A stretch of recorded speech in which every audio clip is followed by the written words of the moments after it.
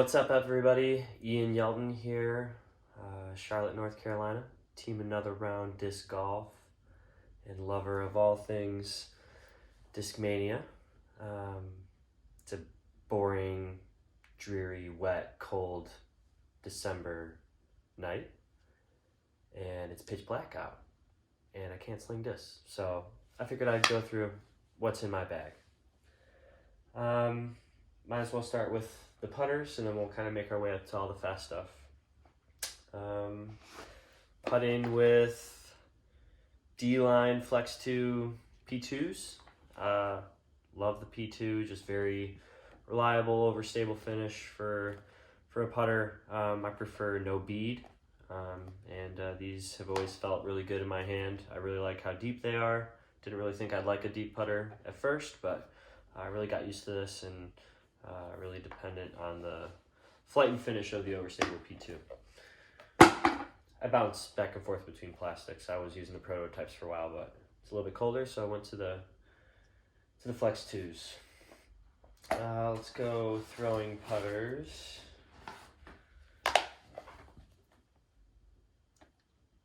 Try to throw a lot of Discmania discs, but some molds just are still awesome slots in the bag. A flippy putter, this Deputy. I've messed around with the Deputy for the last 5 or 6 years and really like the understable flight of that disc. So have always just kind of used that in my understable slot. Haven't quite beaten like a Logic or something like that to take that slot. Great understable putter. My straight dead flyer kind of workhorse approach putter is a K1 Rico. This is a Dayglow. Completely lost its stamp. Just very straight, pops up and goes dead straight now. Still has some, stability to it. Can hold whatever line you kind of put it on.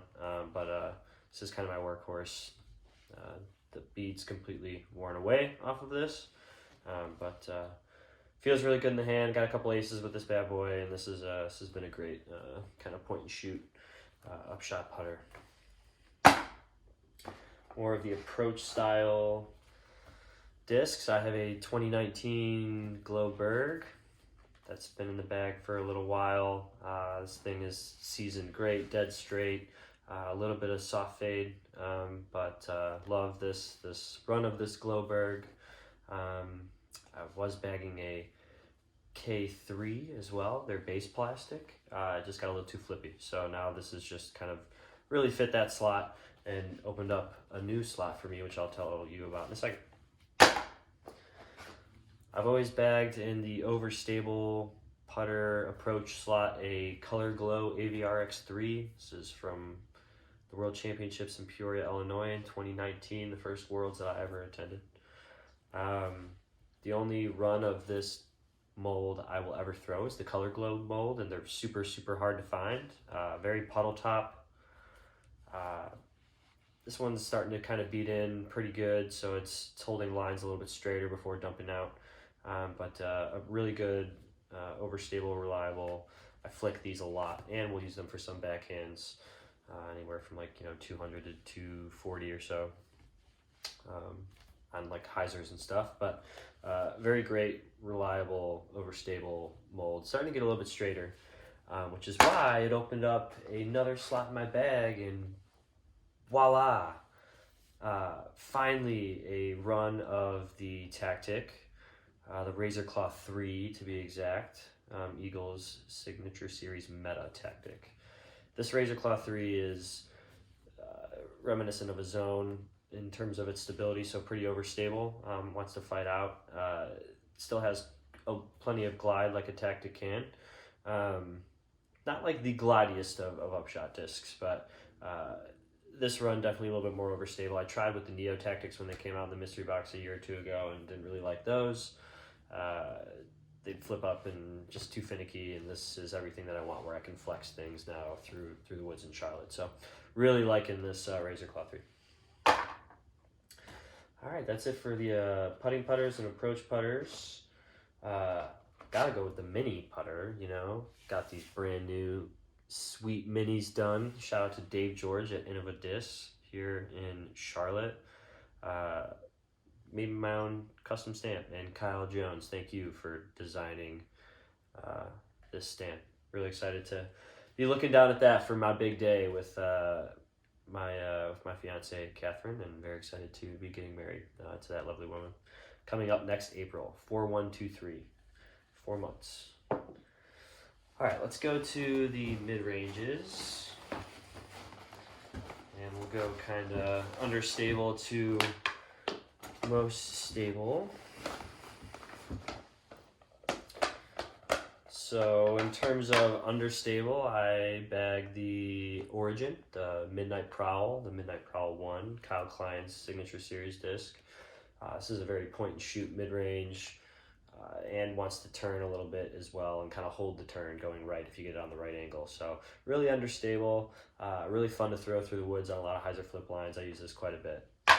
I was bagging the 15-year anniversary MD1 for a while, and it was super domey and a lot more overstable than I was wanting. And then this disc came out, which is Simon's Metal Flake C-Line MD1, which is the Mindbender. These came out a lot flatter than the 15-year MD1s, and this is an amazing point and shoot mid-range. You throw it hard and flat and it's going to go straight. Might turn a little bit to the right, but always have that integrity to fight back on the same line. This is a really fun mold. I can't wait to see what this flies like once it starts beating it a little bit more. It's hasn't been in the bag that long, but has a beautiful slot for a nice straight kind of shooting mid-range with a little bit of a soft, fade at the end of it. Awesome disc, really liking that. From there, kind of my straight shooter with a little bit of stability is a Glow MD3. This is Simon Lizotte Black Ink Discs stamp. Can't remember what year this run is from, but 2016, 2017 maybe.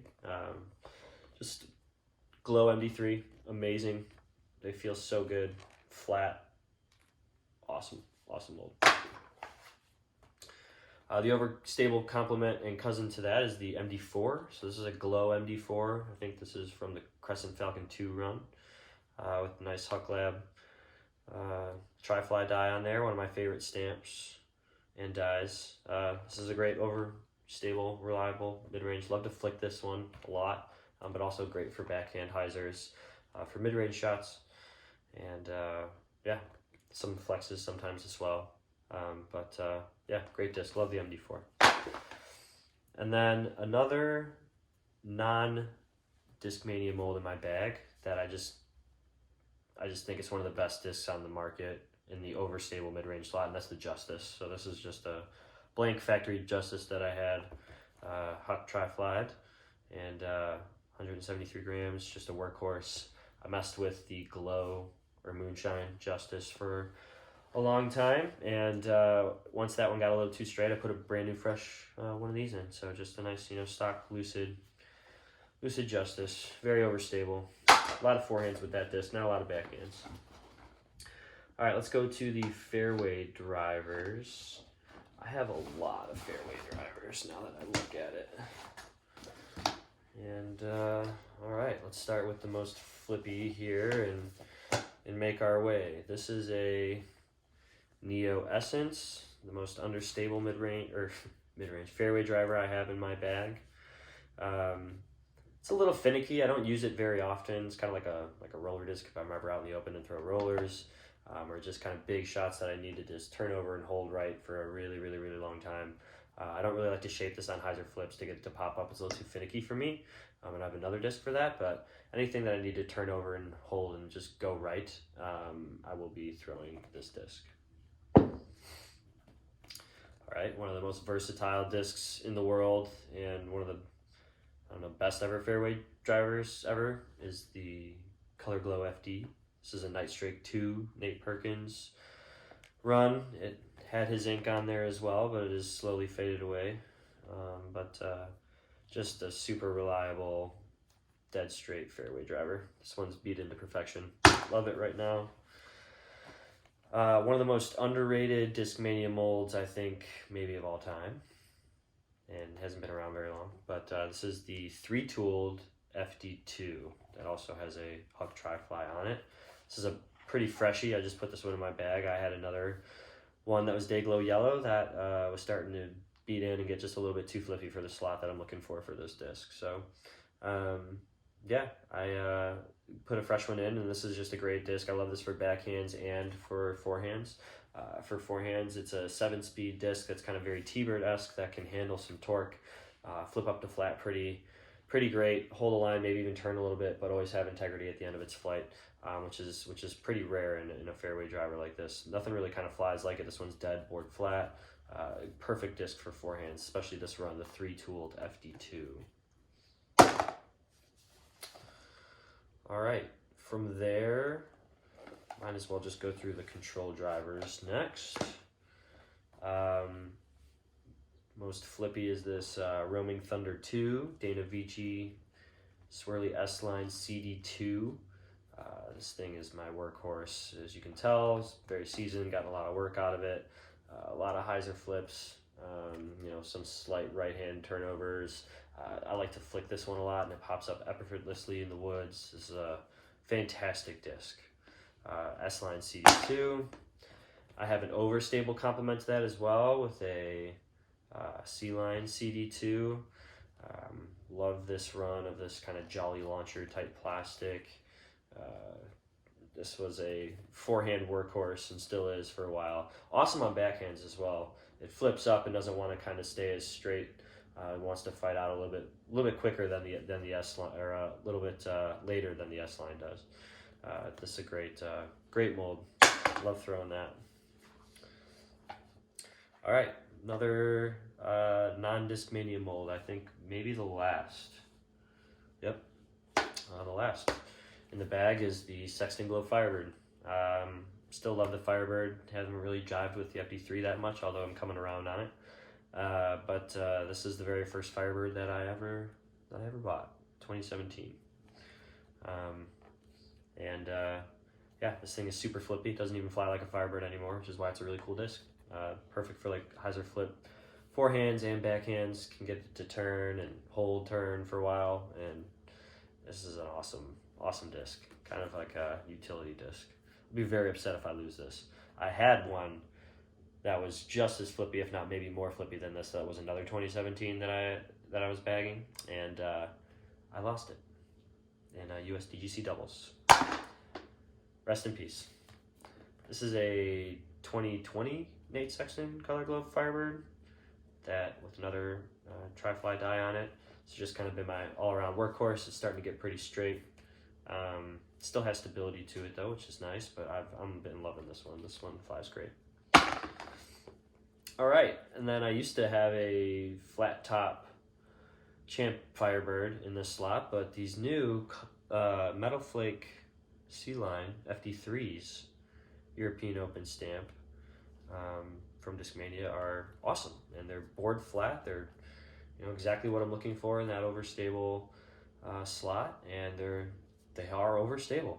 Really liking how these are flying. I tried the splice for a little bit, but that's just like a little bit too doesn't want to fly-ish, and this is a perfect slot there. I'm really liking this for kind of the most overstable of the Firebirds, if you will, in that slot. All right, last but not least, pretty awesome die here on the Nordic Phenom, which is an S-Line PD, Nicholas Antila. I don't know why I ever really didn't mess with the PD before. Maybe you could say I don't really have the arm for it. But as my forehand has gotten better over the years and the backhand is starting to improve as well, this disc is absolutely magnificent. It handles torque wonderfully on a forehand, flips up to flat and just holds that line, doesn't ever want to turn over.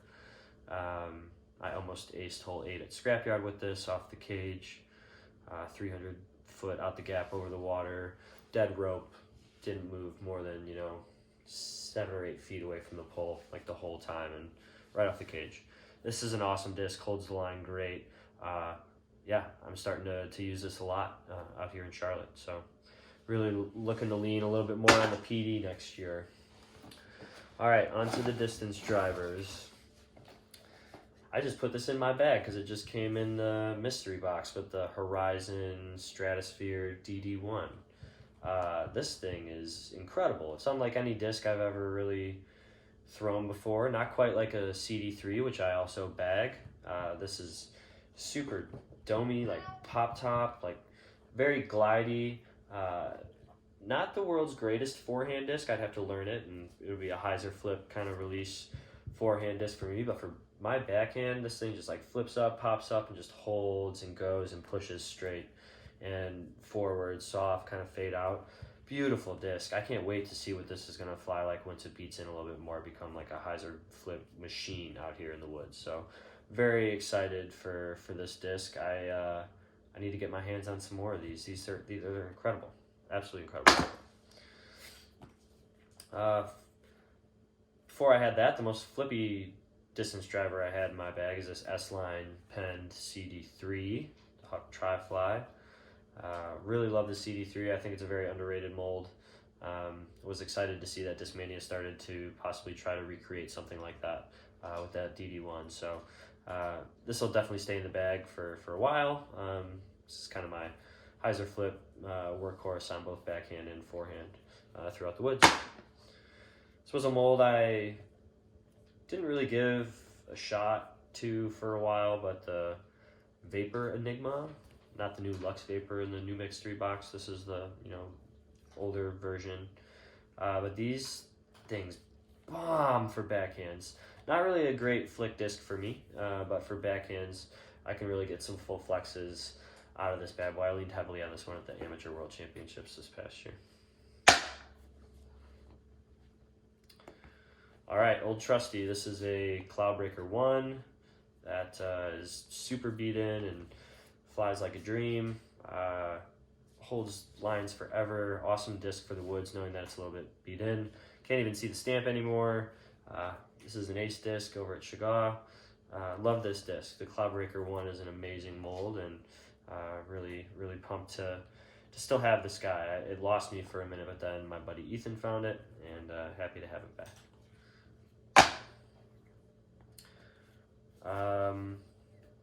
This is a more stable Cloudbreaker 1 with the Huck Tri-Fly on it. It's always good to have one that's flippy and then one that's a little bit more stable, depending on the shot that you're looking to throw. So, like having multiples of each mold. I've been getting a lot of use out of this one. This is a prototype DD3, like one of the first prototypes that they made once Discmania started producing their own stuff in Sweden. So yeah, I overstable DD3 here. It's definitely still super beefy, and it was really beefy right when it right out of the box that I got it and put it in my bag. And yeah, I'm really liking this now that it's starting to get a little bit more seasoned too. And then the beefcake, everybody needs one to fight wind or whatever, but a Simon C-Line PD2 bubble rim, beautiful disc, super beefy. What can I say? That takes you through the bag. Got some pencils, markers, lip balm. Always gotta have a chalk bag. I suffer with bad grip. And then a whale sack, because again, bad grip. Shout out to another round. Got my little pins going on out here. My pond octothorpe, and Merry Christmas, y'all. Thanks for watching.